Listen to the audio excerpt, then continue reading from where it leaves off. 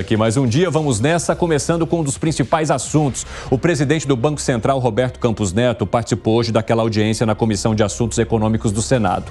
Aos parlamentares, Campos Neto negou que o Brasil esteja afundando numa recessão e mencionou que combater a inflação é a melhor forma de olhar também para a parte social. Então eu abro o nosso debate com alguns dos trechos do presidente do Banco Central e a gente vai avançando com as repercussões.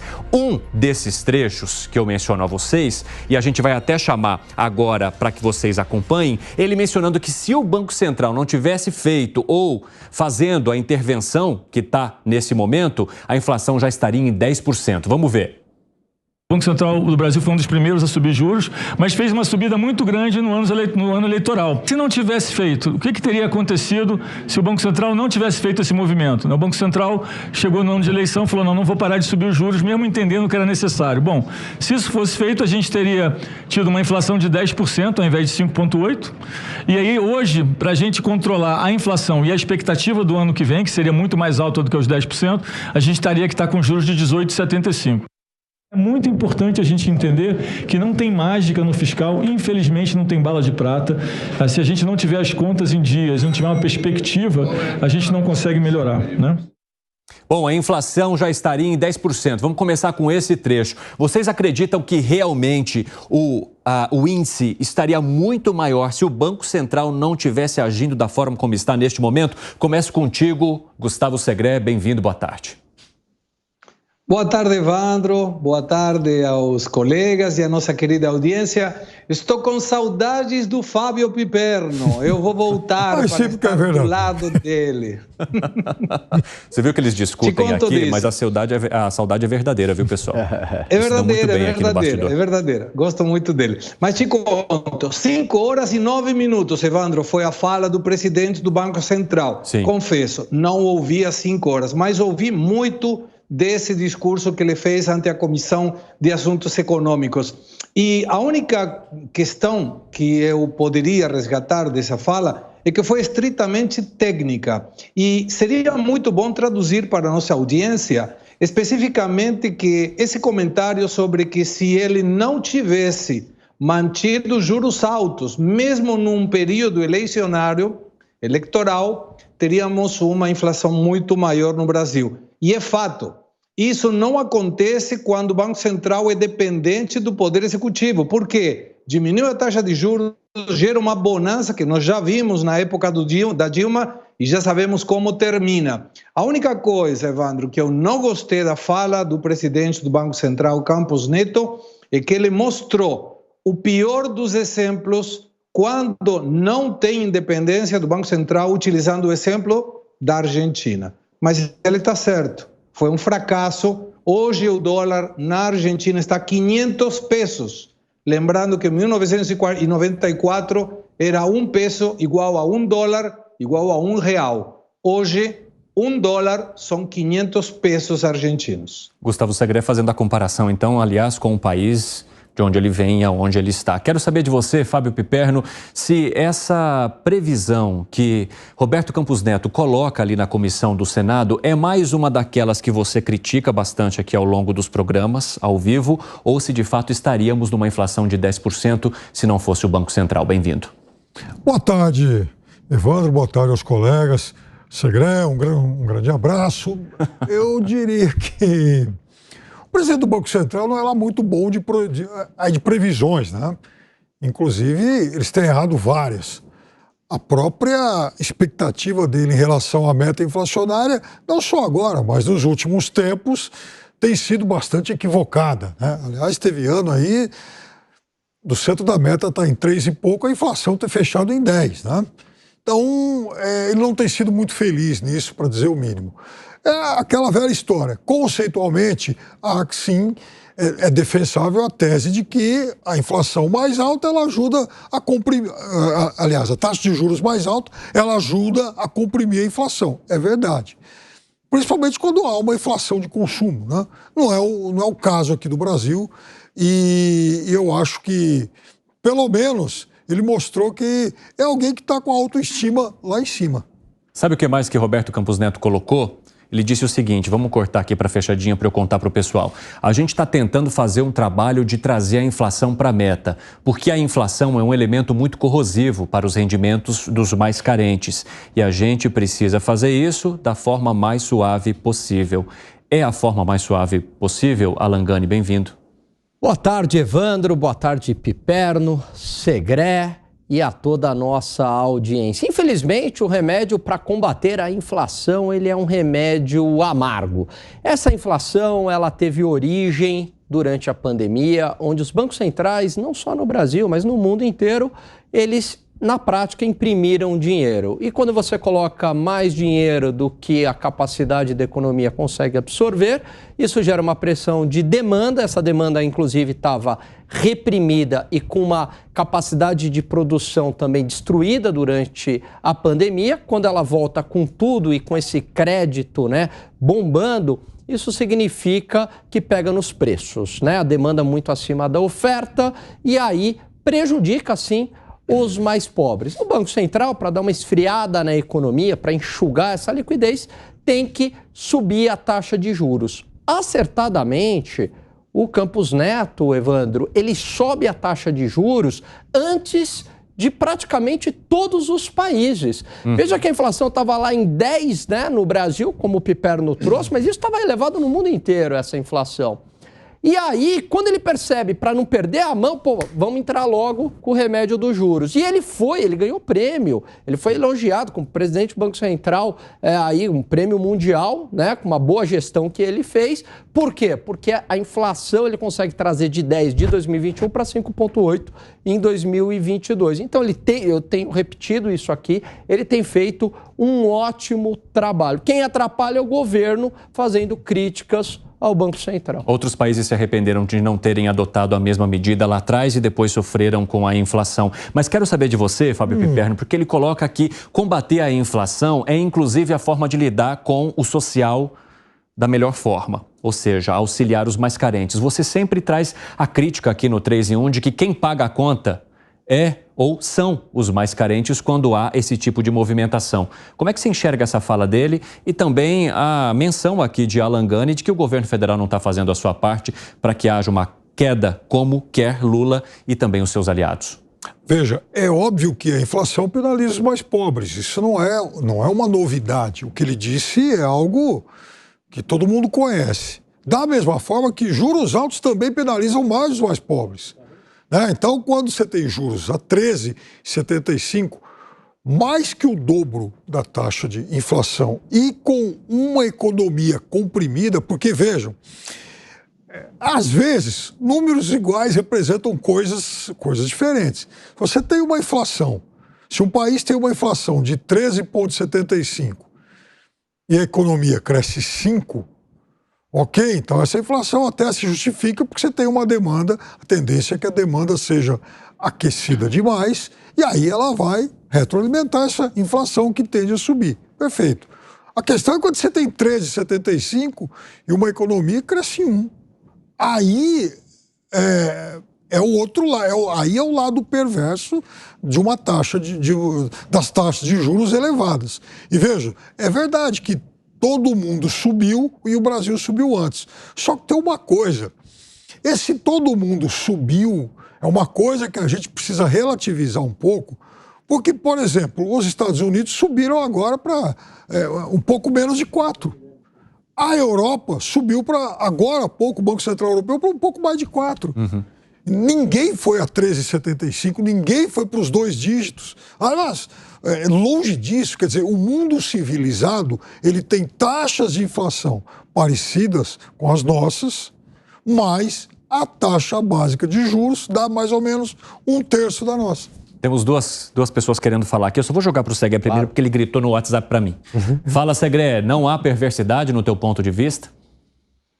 Não, e não é grito, é pedido de participação à distância. Tá bom, exagerei. Mas eu gostaria de complementar o que menciona Fábio Piperno. Não dá para comparar as taxas de juros de países da América Latina com a Europa ou Estados Unidos, que tinha inclusive, às vezes, e não há muito tempo, taxas negativas, mas não em termos reais. negativas mesmo. Você colocava 100 euros e daqui a um ano eles te davam 99,5 euros em lugar dos 100 que você tinha colocado. 30% de todo o sistema financeiro no mundo, há um pouco tempo atrás, estava com taxas negativas. Isso quer dizer que perdia automaticamente com a inflação. Mas o importante é citar o que pode acontecer. Isso já passou.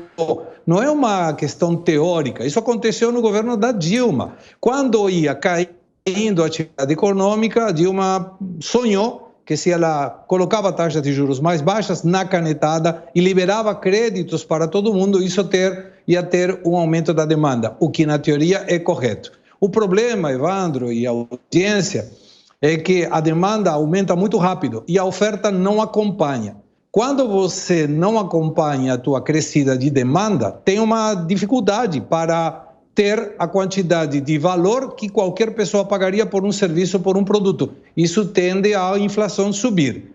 Aí o que fez a Dilma? Vindo que isso era um desastre no futuro, aumentou a taxa de juros. E aí as pessoas pararam de demandar, mas a oferta vinha atrás. Todas as empresas estavam sobreestocadas, tinha produtos demais, pararam a produção, a demanda caiu, a oferta acompanhou esse excesso de demanda mais tardiamente e a atividade econômica parou. Isso quer dizer, o gasto público aumentou, a arrecadação diminuiu e a inflação estava muito alta. Isso que pode acontecer quando você não tem esse controle. Entendo o que o Piperno fala, mas quando você tem um período inflacionário muito grande, a demanda que perde mais é a da pessoa de baixa renda. Isso é bom, de alguma forma, também para o governo, porque ele licua qualquer tipo de inconsistência e de perversidade no controle do gasto público. Por quê? O aumento da demanda aumenta a inflação, aumenta a arrecadação mensal, mas o ajuste daqui a um ano com o dissídio. Então, todo mundo perde poder adquisitivo. É um risco muito alto e o Brasil já passou por isso na época da Dilma. O Lula não deveria dilmar, porque já sabemos como termina. Fala, Gani.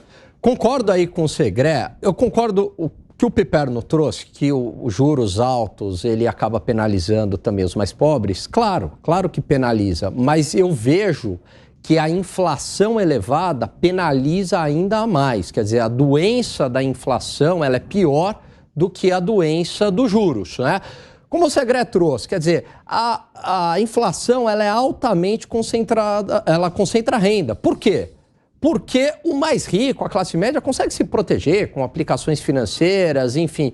O mais pobre, ele só tem o salário dele e que é corroído pela inflação. Quer dizer, a desvalorização do dinheiro é a perda de poder de compra. A inflação também é um imposto perverso, porque você está transferindo renda, né, a custas do seu poder, perda do seu poder de compra para o governo, né? Então é um imposto também, por isso que a gente fala imposto inflacionário.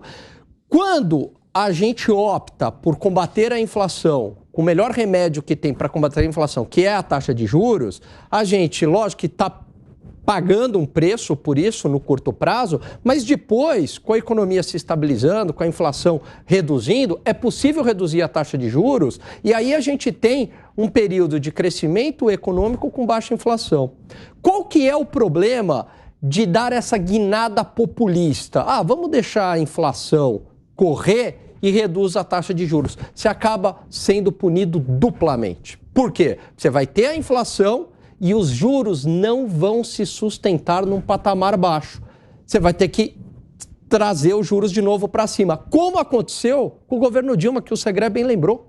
Né? Foi exatamente isso. A inflação lá em cima, na canetada, né? Reduzia a taxa de juros. Não se sustentou, veio inflação, veio juros altos e veio um crescimento econômico pífio. Não dá para ficar feliz com essa situação. Em ambas as falas, eles retomam aqui o governo Dilma. E isso acontece com bastante frequência no 3 em 1. E você sempre reage, Piperno. Secou sua cabeça, você olhou para o Alan Gani, você fez aquela cara de intrigado. Por quê? Bom, tanta coisa que eu nem sei por onde começar. Primeiro que o Lula não é a Dilma. O histórico do Lula é muito diferente. Assim, você pode argumentar com toda a tranquilidade do mundo que o Lula é o culpado pela Dilma. É verdade. Quem inventou a Dilma foi o Lula. O Lula vai carregar isso no currículo dele para sempre. Isso vai morrer com ele. Agora, foram governos muito diferentes. E outra coisa que eu insisto todo dia aqui, veja, esses extremos conceituais. Não existe, por exemplo, o soltar o controle inflacionário, que a inflação vai explodir. Primeiro porque a inflação, ela felizmente, continua em queda. Esse mês foi de 4,65, felizmente. Segundo, ninguém está dizendo que a inflação tem que amanhã voltar para um dígito. Não é isso. Eu não vi, por exemplo, nenhum grande economista que se opõe ao Roberto Campos Neto, por exemplo, dizer isso. Eu cito aqui sempre um deles, né? O André Lara Rezende, porque esse pelo menos não é lá um economista de esquerda, era alguém do mercado, era banqueiro, criou o Plano Real, então eu acho que ele tem, aliás, muito mais credenciais até mesmo do que o próprio presidente do Banco Central para opinar sobre o tema, porque ele foi um dos caras que conseguiu matar uma hiperinflação que aí sim penalizava o Brasil. Mas não fosse ele, a gente poderia citar outros tantos aí que também fazem essa mesma crítica. E repito, ninguém aqui está dizendo que tem que afrouxar o controle, transformando, por exemplo, a taxa básica numa taxa de um dígito. Agora, ninguém falou isso. Tem um ponto, Piperno, que é o seguinte. Você fala, mas os Estados Unidos subiu para 5. Só que 5 para os Estados Unidos, para os padrões americanos, historicamente, é como se fosse um 13,75 para cá. Por quê? Porque é 2 vezes a taxa histórica deles. Geralmente é 2, 2,5, os caras estão em 5. É de 6. E a inflação lá é de 2 também. Não, então, historicamente... Historicamente, a inflação é 2. Mas o que eu estou querendo dizer, os juros nos Estados Unidos, num patamar de 5, é uma espécie de 13,75. E olha só, tem uma reação interessante aqui dos nossos telespectadores e eu vou acompanhando. Eu acabei de receber a mensagem de um economista com quem eu falo frequentemente, e ele diz o seguinte: Piperno, se você admite que a inflação está caindo, é porque está dando certo a política monetária. Não necessariamente. A inflação ela pode cair por uma série de fatores. Inclusive, um dos que ajudam a inflação a ser reduzida é a queda do dólar. O dólar, dia 1º de janeiro, estava 5,25. Agora não, agora está em 5,5, 5,7, 5,8. Outro dia, 4,99. Então, veja, é um conjunto de fatores. É claro que a taxa de juros lá em cima é evidente que ela também contribui para isso. E ninguém está negando esse fato. Eu só estou dizendo que há um descompasso. Quer dizer, eu gostaria que ele também me citasse qual é o país do mundo que tem uma taxa básica que é equivalente ao triplo da inflação. Está ouvindo? Já ele vai responder.